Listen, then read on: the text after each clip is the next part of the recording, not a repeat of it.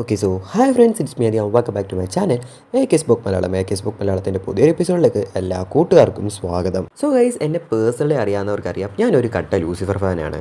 അതേപോലെ തന്നെ എൻ്റെ അടുത്ത് ഒരുപാട് പേര് ചോദിച്ചിട്ടുള്ള കാര്യങ്ങളൊന്നാണ് എന്തുകൊണ്ടാണ് ഞാൻ ലൂസിഫറിൻ്റെ ഒരു ഫാനായി മാറിയെന്നുള്ള കാര്യം. സോ അതിന് ഒരേ ഒരു റീസണേ ഉള്ളൂ, നെറ്റ്ഫ്ലിക്സിലൂടെ റിലീസ് ചെയ്ത ടോം എലീസ് നായകനായ ലൂസിഫർ എന്ന സീരീസ്. അറിയാമോ, ലൂസിഫർ എന്ന ഈ ഒരു സീരീസ് ശരിക്കും DC-യിലുള്ള ലൂസിഫർ എന്നൊരു കോമിക്സിൽ നിന്നും അഡാപ്റ്റ് ചെയ്തിട്ടുള്ളത് തന്നെയാണ്. സോ നമ്മളിന്ന് നോക്കാൻ വേണ്ടി പോകുന്നത് ലൂസിഫറിൻ്റെ കോമിക്സിലുള്ള ഒറിജിനും മറ്റ് കാര്യങ്ങളൊക്കെ കുറിച്ചൊക്കെ തന്നെയാണ്. സോ ഒരുപാടൊന്നും പറഞ്ഞ് നിങ്ങൾ ഇനി ബോറടിപ്പിക്കുന്നില്ല. It's me Aadi and it's time for സ്പോ. മാർവലിൻ്റെ ഗോഡ് ആരാണെന്നുള്ള കാര്യം നമുക്കറിയാം, അത് വൺ അബോ ഓൾ ആണ്. എന്നാൽ ആരാണ് DC-യുടെ വൺ അബോ ഓൾ എന്നുള്ള കാര്യം നിങ്ങൾക്കറിയാമോ? അത് പ്രസൻസ് ആണ്. പറഞ്ഞു വരുമ്പോൾ DC-യുടെ ഗോഡാണ് പ്രസൻസ് ഒക്കെ വേണമെങ്കിൽ പറയാം. സോ ഈ പ്രസൻസ് യൂണിവേഴ്സ് ക്രിയേറ്റ് ചെയ്യാൻ വേണ്ടി രണ്ട് ക്യാരക്ടേഴ്സിനെ ക്രിയേറ്റ് ചെയ്യുകയാണ്. അതാണ് ലൂസിഫറും മൈക്കിളും. അപ്പോൾ ഈ ലൂസിഫറും മൈക്കിളും ചേർന്ന് ഓരോ ഗാലക്സീസും സ്റ്റാർസും ഒക്കെ ക്രിയേറ്റ് ചെയ്യുന്ന അതേ സമയത്ത് തന്നെ പ്രസൻസ് രണ്ട് സ്ഥലങ്ങൾ കൂടി ഉണ്ടാക്കുകയാണ്. അതാണ് ഹെവനും ഹെല്ലും. എന്നിട്ട് മൈക്കിളിന് ഹെവനും ലൂസിഫറിന് ഹെല്ലും കൊടുക്കുന്നു. അങ്ങനെ ലൂസിഫർ കിങ് ഓഫ് ഹെല്ലായി മാറുകയും ചെയ്യുന്നു.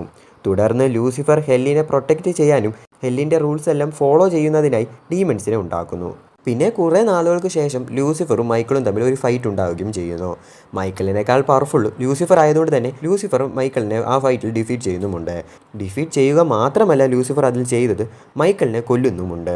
മൈക്കിൾ മരിക്കുന്ന ആ സമയത്ത് മൈക്കിളിൻ്റെ ബോഡി എക്സ്പ്ലോഡ് ആവുകയും ആ എക്സ്പ്ലോഡ് പിന്നീട് ബിഗ് ബാങ് ആയി മാറുകയും ചെയ്യുന്നു. നമുക്കെല്ലാം അറിയാവുന്ന പോലെ തന്നെ ഒരു ബിഗ് ബാങ്ങിൻ്റെ അവസാനമാണല്ലോ ഒരു യൂണിവേഴ്സ് തന്നെ ക്രിയേറ്റ് ആകുന്നത്. അതേപോലെ തന്നെ ഈ ബിഗ് ബാങ്ങിലൂടെ തന്നെയാണ് DC യൂണിവേഴ്സ് ക്രിയേറ്റ് ആകുന്നതും. പറഞ്ഞു വരുമ്പോൾ നമ്മുടെ ലൂസിഫർ തന്നെയാണ് DC യൂണിവേഴ്സ് ക്രിയേറ്റ് ആകാനൊക്കെ കാരണമെന്ന് വേണമെങ്കിൽ പറയാം. എന്നാൽ പിന്നീട് ലൂസിഫർ ഹെല്ലിലേക്ക് തിരിച്ചു പോവുകയും ഹെല്ല് നല്ല രീതിയിൽ ഭരിക്കുകയും ചെയ്യുന്നുണ്ട്. തുടർന്ന് ബില്യൺ കണക്കിന് വർഷങ്ങൾ മുന്നോട്ട് പോവുകയും ലൂസിഫറിന് ബോർ അടിക്കുകയും ചെയ്യുന്നു.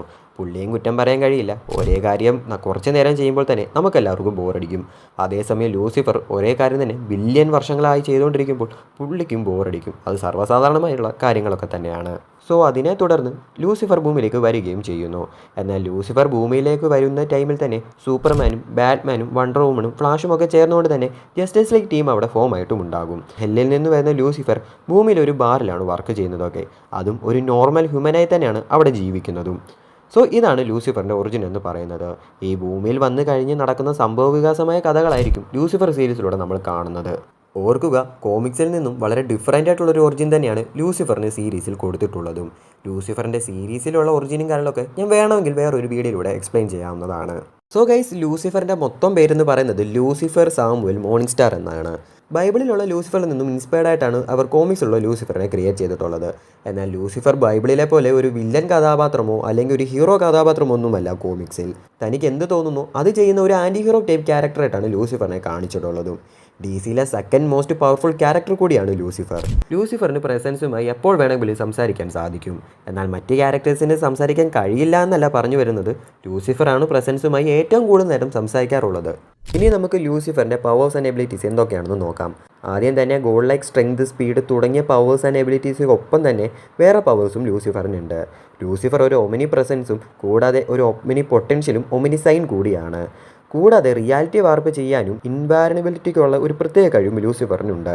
ഇതുമാത്രമല്ലാതെ ലൂസിഫറിന് ഇമ്മോർട്ടാലിറ്റി, ഹൈ റീജനറേറ്റിങ്ങിനുള്ള എബിലിറ്റിയും കൂടാതെ ജീനിയസ് ലെവൽ ഇൻ്റലക്റ്റും ഒക്കെ ഉള്ളൊരു ക്യാരക്ടർ കൂടിയാണ് ലൂസിഫർ.